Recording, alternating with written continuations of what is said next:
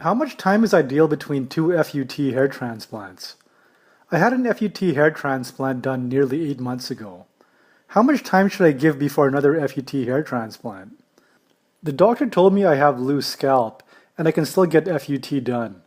Which method is preferable after FUT hair transplant? Thank you for your question.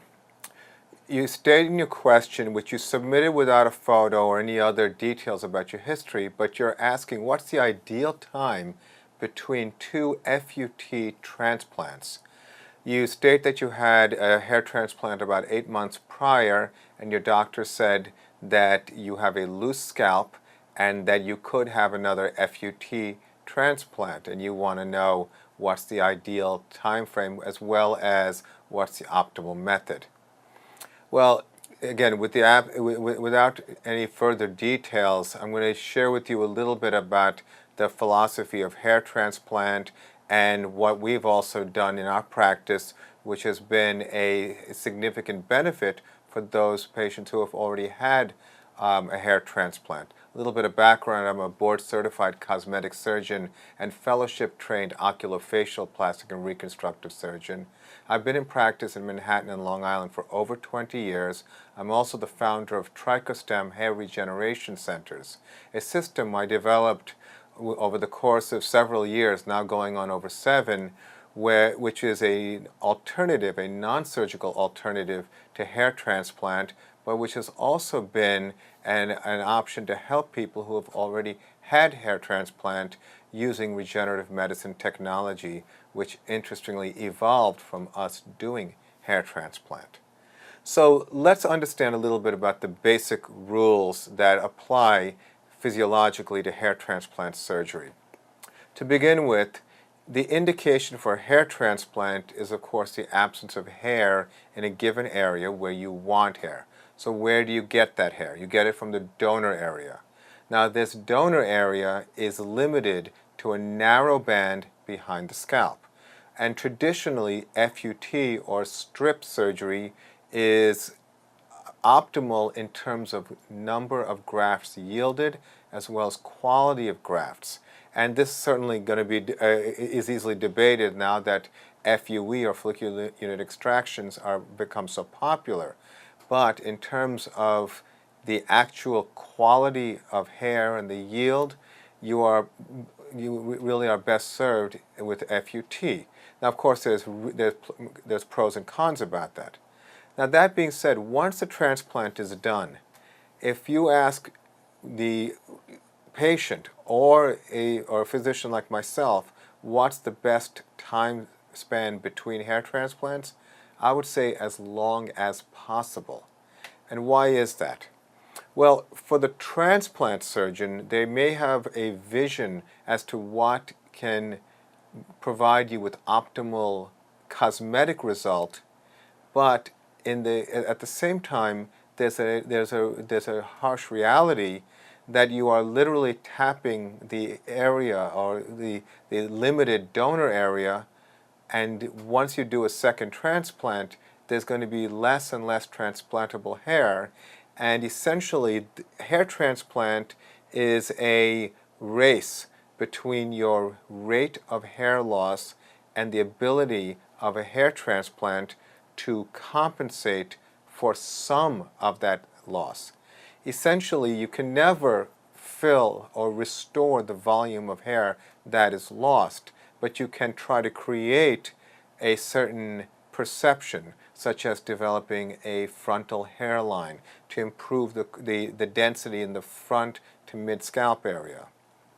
Now, what's relevant is that in our practice, we have developed a treatment called hair regeneration. And this evolved from, again, 7 years earlier when we were doing hair transplants in significant numbers, and we wanted to maximize the yield of the transplants. We wanted the grafts to heal better. We wanted the donor areas to heal better. And what ultimately happened is we found that thinning hairs became thicker. Over the course of several years, I developed an algorithm and a system for people with both men and women with thinning hair. So essentially, we're not necessarily having to transplant hair for people who have hair. Rather, we're able to reactivate hair that's not growing, thicken existing thinning hair, stop progression. And we've been able to accomplish that without depending on other modalities for about 5 years duration for the overwhelming majority of patients. There's always exceptions, but essentially 99% of both men and women, we've been able to show this type of benefit. Now what's interesting is that patients many people have come to our practice for this treatment from around the world for thinning hair, but in addition we've had patients come from around the world who have had a transplant. And when they've had the transplant done and they noticed that they're losing hair, they're trying to look for an alternative to a second transplant. And that's when they learn about hair regeneration and actually come in for that treatment, because it's not like we're saying never get another transplant. But if you can stretch out the time as long as is possible physiologically, then you are not going to run out of hair before you run out of transplantable grafts. The point is that, for example, a person who, let's say, starts losing hair in their 20s, we've had patients who have had 4 or more transplants by their mid to late 30s, and because they've lost their native existing hair, they ended up still looking like they didn't have much hair. So that's a frustrating situation because they've lost their native hairs, and the transplanted hairs could not come close to providing the volume and density that they desire. So from a surgical perspective, I can tell you that the time between the FUT transplants usually you allow for a year for wound healing and remodeling and settling before you would do another transplant. But that really is actually the most advantageous for the surgeon and you in terms of the healing process and the graft yield. But if you're thinking long term, then you have to also think, what can you do for stabilization? What can you do to slow down progression? And this is where hair regeneration has been a tremendous value to people who have had hair transplant and want to minimize the number of transplants they go to, because as I said, the donor area is limited. Yes, people can get body hair transplantation, and certainly I've seen good results with that, but I think that when it comes down to the simplicity of our procedure of getting injections to restore the hair growth, as well as, incidentally, it also helps the quality of the hair transplants, the grafts themselves, then the injection can be a very viable alternative to doing a second transplant. But to certainly answer your question, I would generally tell my patients when we were doing a lot more transplants that waiting about a year or so and beyond is advisable. And of course, I would also explain to them that what we're still trying to do is achieve a certain aesthetic result, but you may lose more hair and have a limited amount of donor once the second transplant is done.